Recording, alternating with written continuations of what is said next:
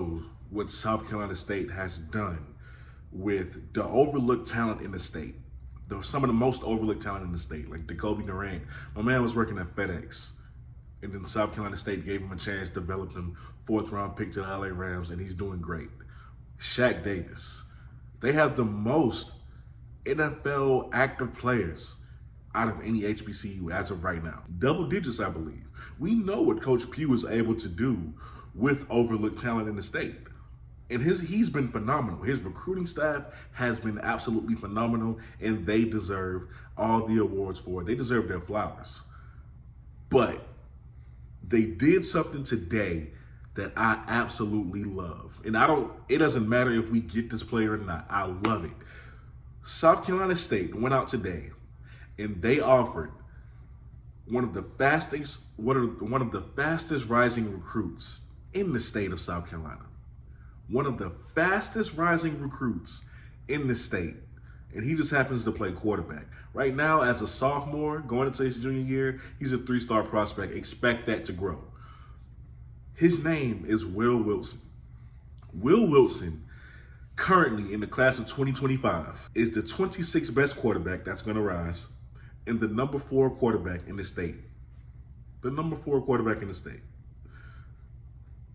He's 6'1", 190 pounds, and he's from Richland Northeastern High School from Columbia, South Carolina.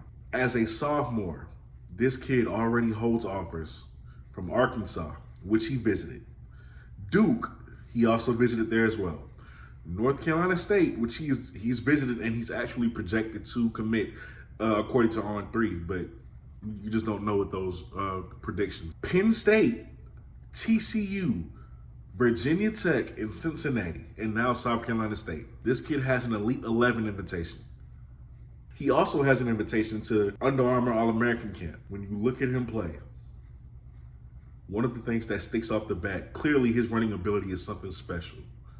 I mean, as his sophomore year, he ended up with 1,700 yards passing, 14 touchdowns through the air, 705 yards rushing, and 14 touchdowns on the ground, 28 touchdowns in total. He's special. But one of the things that stick out to you, aside from his ability to run the football, is his arm and his accuracy. It's great. If I had to critique only one thing, I would say the throwing motion. The release could be a little.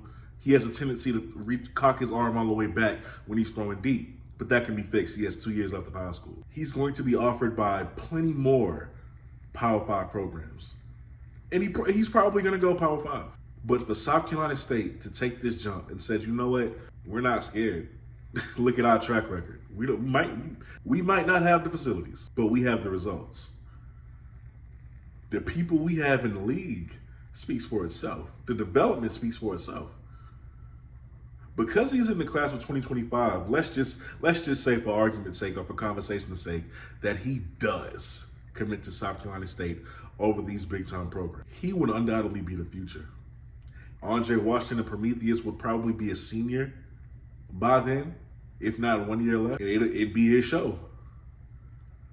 I love this by South Carolina State. I love the aggressive move. We have to start looking at it. We have to start looking at these recruits in a different way. Go after them. You never know what can happen. Develop these relationships. And I love that they're starting to develop this relationship with him this early in his career. I love it. I'm proud of what South Carolina State has done today. Seriously. So if this is how they coming, I hope it looks like we can expect more of this from them, this aggressiveness from them. So, SC State fans, let me know how you feel down below in the comment section. What chance do you give this kid of committing? He still has 2 years left, so I mean, it is what it is. But y'all are watching the BlitzCity Podcast. I'm your host, Kobe Orr. See y'all next time.